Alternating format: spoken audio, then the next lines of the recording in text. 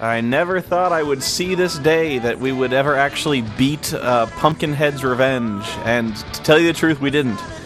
This review probably would never have happened if not for this fan on my forum whose handle is unpronounceable. It's MMNTW, I think. Actually, I think you can find the link to his YouTube channel in one of the posts, the Pumpkinhead post. But he writes to me and he says, I beat this game. You know, I know everything there is to know about this game. I'll tell you, if you want to know how to beat it, I'm writing a walkthrough. I kind of like, yeah, well, sure, whatever. So I think I basically ignored his email, as I ignore basically everybody's email. I had given this game to Jason, and I said, you know, if you're looking for a game that's fucking impossible to play, please try to beat this game. This was before I got any kind of email.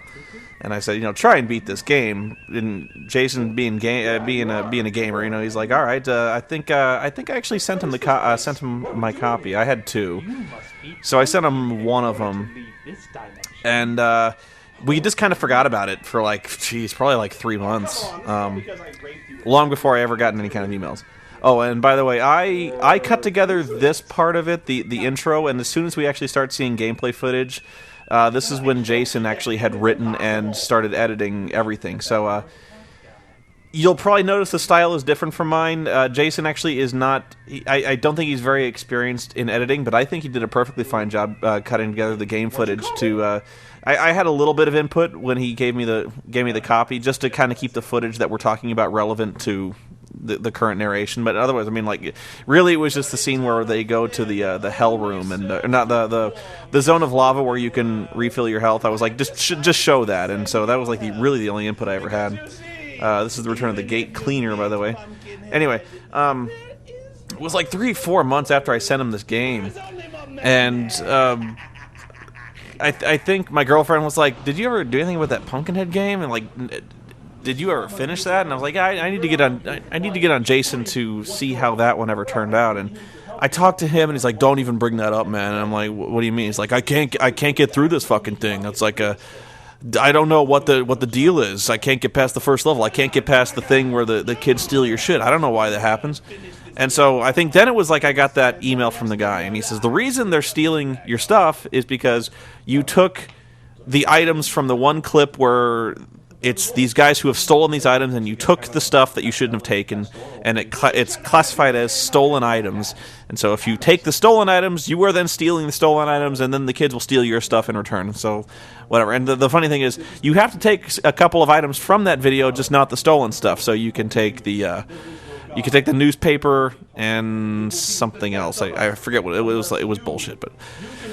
So I tell him like I told him what specifically was getting the shit stolen, and Jason's like, all right, that's cool, thanks, man. It's like it's like a month passes after this, you know, and so I come back to him. He's like, how's it going? He's like, I'm on level 2 and I keep fucking dying. I can't do this thing. And like, what's going on in level 2? You saw level 2? Holy shit! He's like, yeah. You have to answer this trivia question from the gatekeeper, and then you go to the second level, and there's more videos, and then Pumpkinhead just runs up and fucking kills you. And I'm like, okay. And so that's really where we got stuck. Was like I couldn't figure out what to fucking do. I didn't know what to do, so I wasn't playing this fucking game again. So eventually, the same fan basically said, I have a playthrough on the internet, and I'll show it to you. So like, I see this whole fucking playthrough, and he's narrating, he's explaining what's going on, and so I know how to beat the game now, and so I was like, I could either play this and get footage for it, but he actually did such a good job recording the footage. I just asked him, I was like, can I use the footage you used? And, you know, me and Jason will do this review.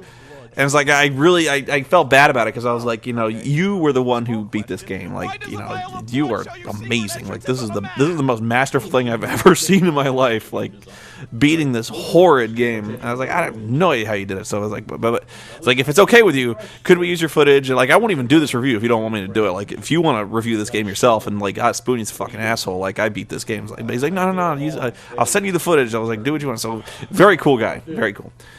So I send Jason this footage, and he's like, he's blown away. I'm blown away by this by this. How the fuck? I should actually post. You can find the link to his YouTube channel on this thing, and you'll see him play this game, and he's explaining to you like where to go, what to do, what items to use where. And I have no idea. This game explains nothing to you. Nothing. I mean, fucking nothing. And so, really, I hate to even say that it's trial and error, like, try everything on everything, like, try collecting some things and collecting not other things. I have no fucking clue how this guy beat this game. How? I just don't know. Like, the leaps in logic that you have to make, like, you have to hold the vial of blood to see the ways you can walk through the walls to get to the zone of lava where you have to burst the bouncing metal-colored balls. You have to shoot them and run through the stuff that comes out of the balls to give you life, and that's the only way you can get life. But to run through the lava, you have to use a fire extinguisher. You have to get the lost souls by opening the big hands that hold the coins. You have to use a voodoo doll to stop Pumpkinhead from killing some people and not other people, like the voodoo doll. What? When was that introduced? I don't know. When people die, they appear as people in robes who hand you toys, and all of them say, "I sure hope you know what to do with this," as they hand you a truck, and I'm like, no, I fucking don't know what to do with this thing. The fuck am I supposed to do with a fire truck? And they never tell you. Nothing is explained. And so, Jason, here's how much Jason was trying to beat this game. He was actually hacking into this with like a hex editor or some kind of like a decompiler. He was ripping this game apart, trying to find some kind of exploits or try to find some kind of code that he could use to try to beat this game. He had nothing. I had nothing, and so like I just don't know how you're supposed to know, why the kids are stealing your shit. Anything, and it's to the point where I honestly, if you weren't involved in the development of this game, I don't know how you'd know to do any of this stuff. So, and it's not even a factor of intelligence. It's not like a really smart person would be like, he would look at this game and go like, oh well, you have to hold the vial of blood to see the way through the wall, or you can take everything from this video, but the newspaper's fine. We can fucking take that. Just the using the voodoo, man, it's fucking crazy. I am totally mystified, and part of me never wants to know how this guy knows how to beat this game, because it must be one of those great mysteries, like some kind of beam of cosmic fucking intelligence. But unless this guy was part of whacking the big crystals with a shovel, taking a piece of the crystal that charges your gun so that it fires much more powerful blasts, I'm fucking clueless. I have no idea what to do, especially since I'd say 3/4 of the items you find in this game are useless. Like the hook on the end of a chain that just swings there uselessly. It does nothing. The fire does nothing. The watch freezes time for a few seconds, but otherwise does nothing. The beer makes you drunk. The cigarettes just kill you. So, like, not only are they useless, most of them are beyond useless. So, the only thing I can think of besides being on the dev team is just like spending years trying everything on this game. I mean, it goes beyond trial and error. It's like trial and madness. I would have liked to have made a joke about the gatekeeper, because you actually do. That guy is the gatekeeper that's on screen there. It's actually kind of happy coincidence that the black hole features the gatekeeper, but yeah.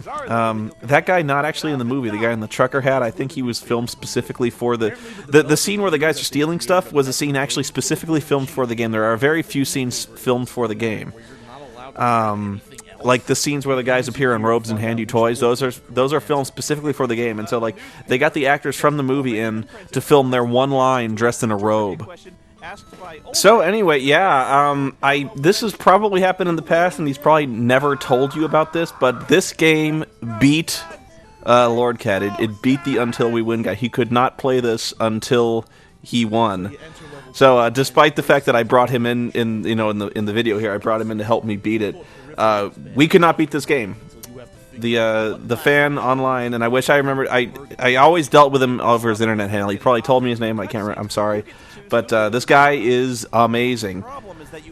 And actually, he's done a lot more stuff. I've actually spent a lot of time checking out his channel. I remember I don't know if he's finished it yet. He started doing a Let's Play of Titanic Adventure Out of Time, which I had actually started preparing to do. I was actually planning to do a streaming version of that. I was always really fascinated by this game because I think it's widely regarded as one of the harder like point-and-click adventure titles, and fairly modern too. They don't make those games anymore. Not really. Not like point and click. Maybe there's like, I think it's called Broken Sword or something like that. Like the most recent ones, but like serious point and click adventure games like Titanic,